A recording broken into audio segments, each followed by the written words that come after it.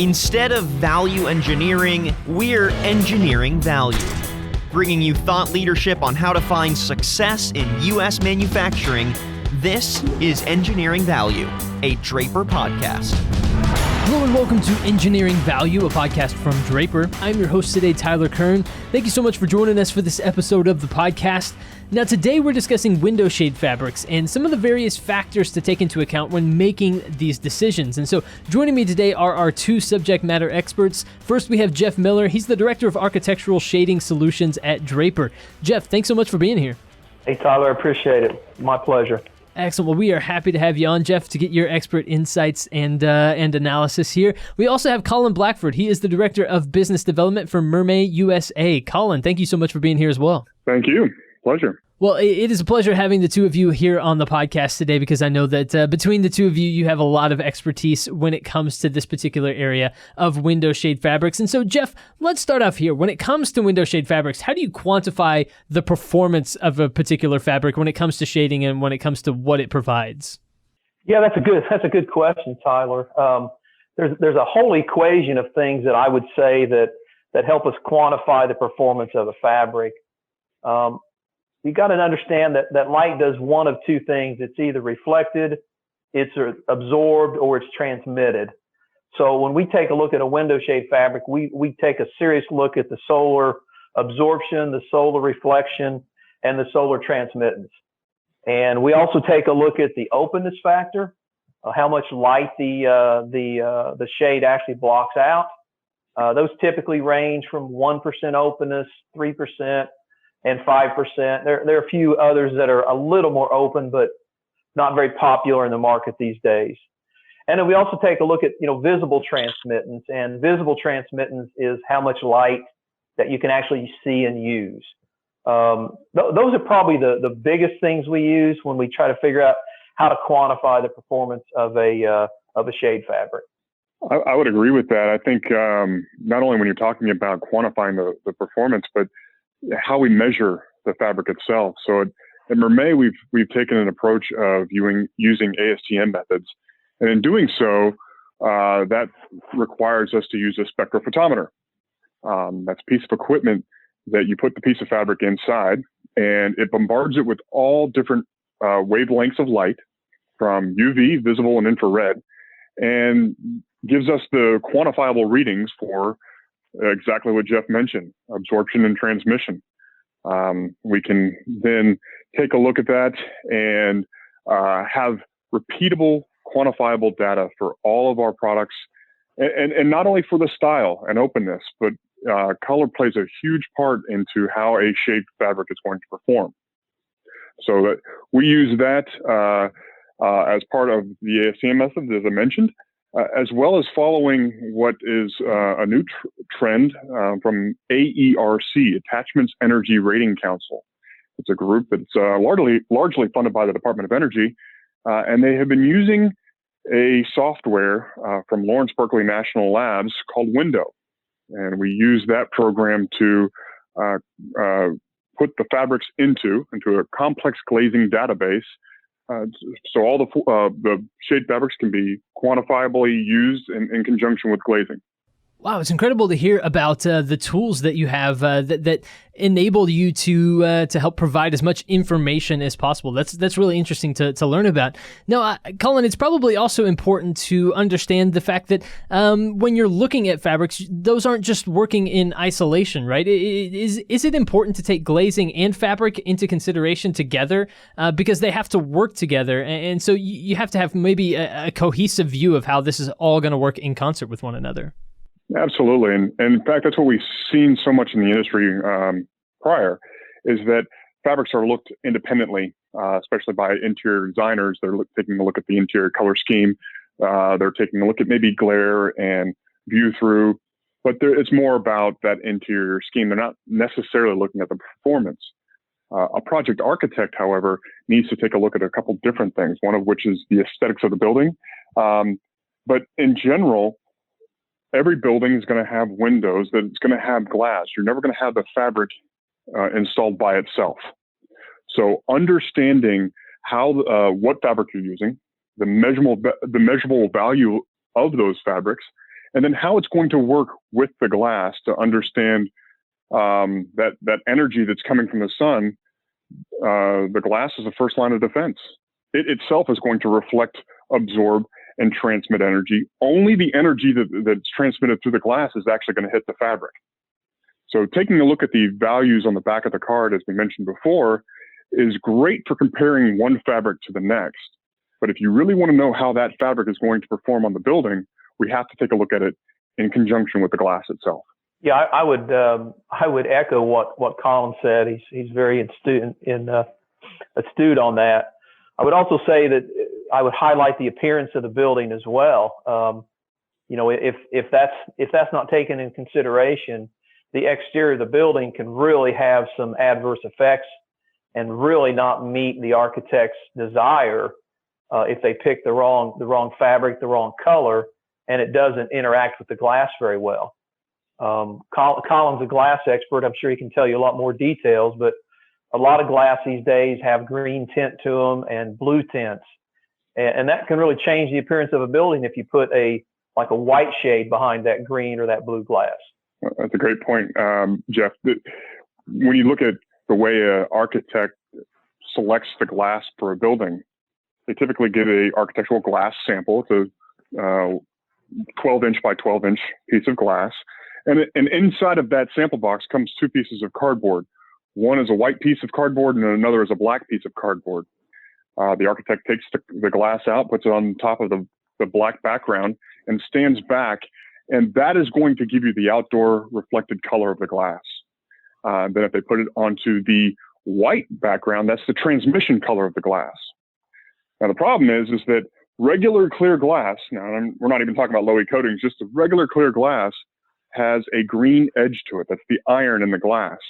And if you put a white backing behind it, then it's going to change that color of the glass to a greenish hue. The only way to get around that is to actually specify low iron glass. So most project architects don't think about that. And what we really see a lot in terms of the trends of specification is that they may pick a manufacturer. They may even go as far as creating a spec that calls out the style. But typically, they'll leave the color selection up to the interior designer as part of their selection of the interior color scheme.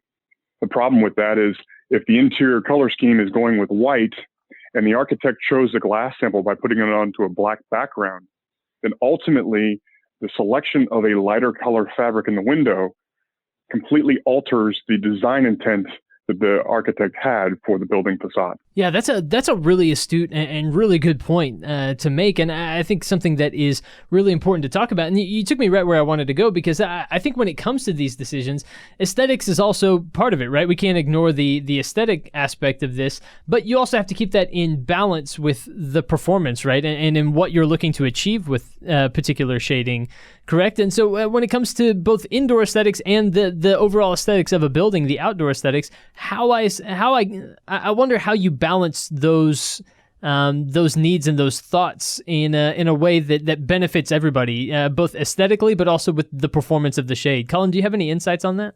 Absolutely. I wish there was a magic answer for you. In fact, the problem is that every building needs to be evaluated differently. If you take a look at the orientation of the building, if you're looking at the surroundings of the building, or in itself, the architecture may have different overhangs or things that can create a different shading onto the exterior of the glass. All of these things play a part, as well as understanding what the occupancy needs of the daylighting levels on the interior. How is that space being used? Is that space being used as a conference room where you might have presentations and you have to lower the light levels? Or is it a high need for natural daylighting? All of these things are in constant balance. Glare control, view through for connecting to the exterior, occupant comfort,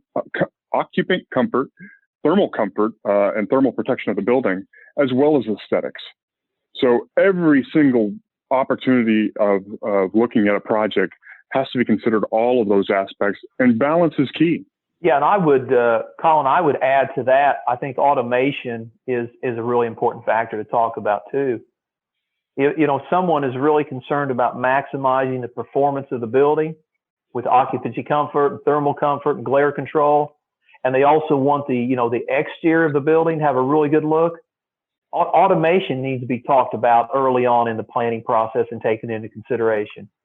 Because if all the shades work in conjunction with each other to maximize those criteria, then the building will look even better too, because all the shades will be evenly lined up on the floors, and it'll just have a much, much better appearance from the exterior. And I think that would make the architect and the designer very happy.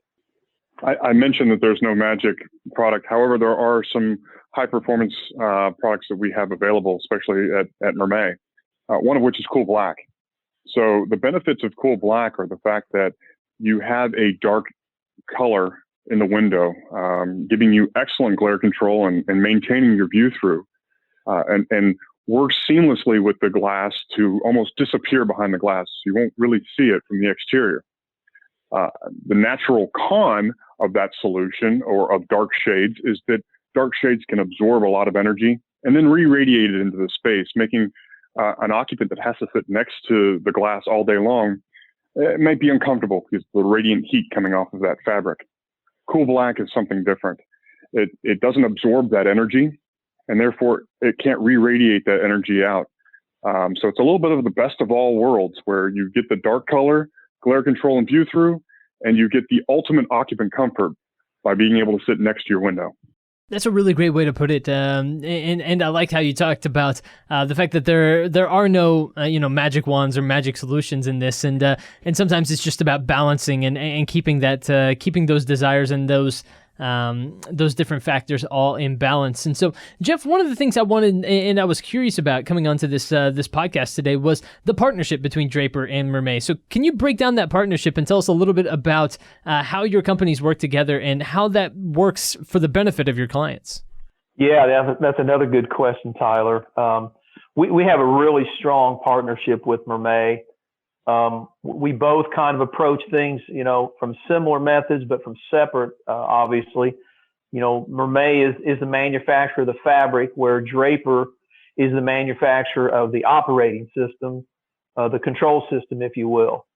So, a lot of architects, they don't understand that this partnership has to work together, because, Colin makes a fantastic fabric, but without a way to control it and operate it, then it's kind of just, one piece of the puzzle. And we've talked a lot about that balancing act, and here's where we come together as a team. And, we talk about their fabrics when we're out driving architectural specifications. And then, we talk about our operating system that can maximize the benefits that you're going to get out of that fabric. We work together. We make architectural calls together. We do marketing efforts together, like this podcast. And Mermet does a fantastic job providing us with A1 quality products. They're made right in South Carolina. They ship to us in a real quick method. We're able to meet our contractors timelines and get their projects completed and move on to the next one. So our partnership is strong, and they bring a lot to the table to benefit us and our clients. I think when you look at both companies, both being located in the United States, is a huge benefit to servicing all the projects that we have. Mermet is manufacturers in historical Cowpen, South Carolina. We're unique in the sense that we are only one of 4 manufacturers in the world that do what we do. We take fiberglass core products and we wrap them in a PVC coating. We make the yarn, we weave the yarn, and we only ship them out as part of complete rolls of fabric. We don't make a final good. And so when we're out in the field and we're talking to architects and designers, they may have found our website first and came to us because they want to sample our fabric, but we can only lead them to the fabric selection. And Jeff mentioned it earlier, when you're talking about automation, when you're talking about the right manual shade or in general, just the right solution for the project, that is where our expertise stops and Draper's begins. And so in the field, we both have sales teams that are servicing architects and designers and dealers that are out in the area. And this is the time when we reach out and can bring Draper in, and together we can create a complete solution for these designers and architects to make sure their specification is exactly what they're trying to achieve.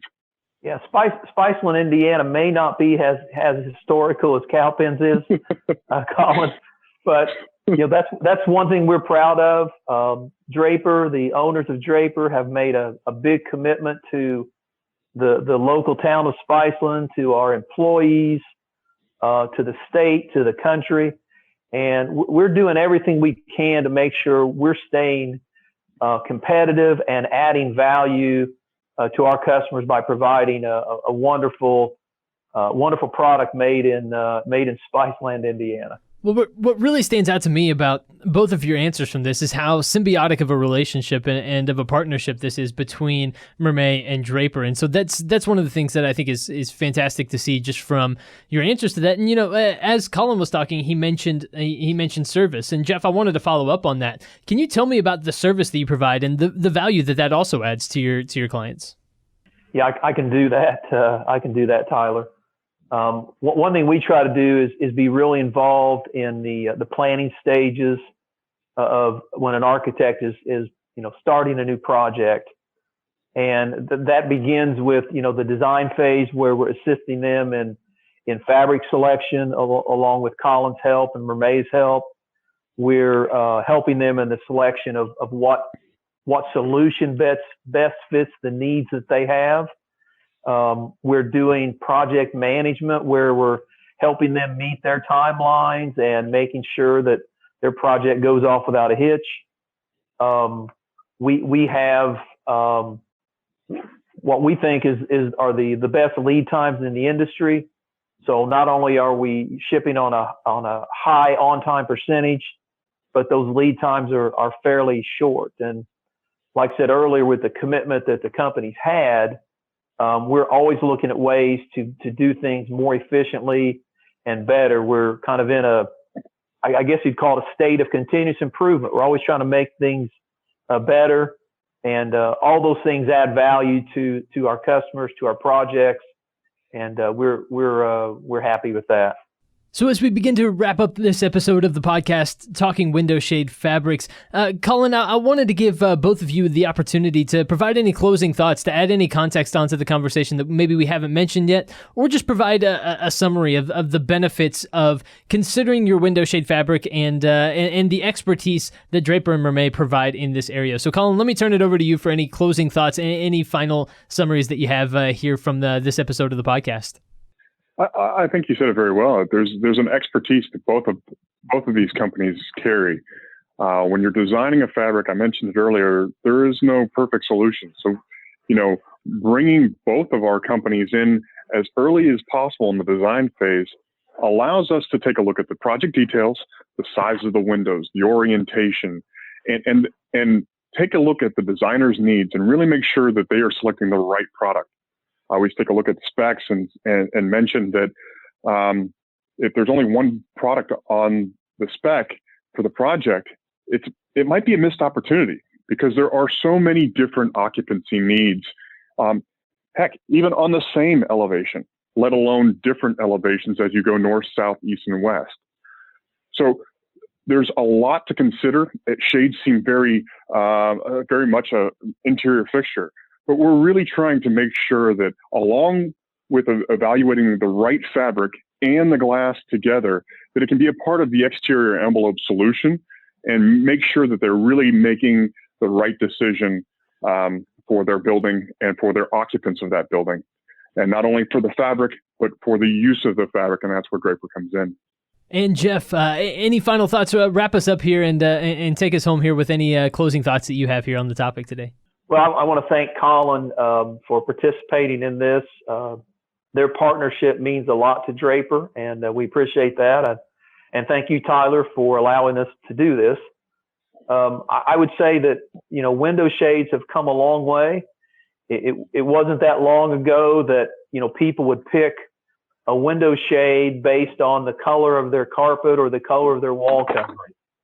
And we've done a great job. Colin and his team have done a good job of educating architects and designers on the benefits of selecting the right shade fabric. So I hope this little time we spent together will pass on a lot of information to people, and want to remind everybody that we want to do all we can to help you and make your projects as smooth as possible.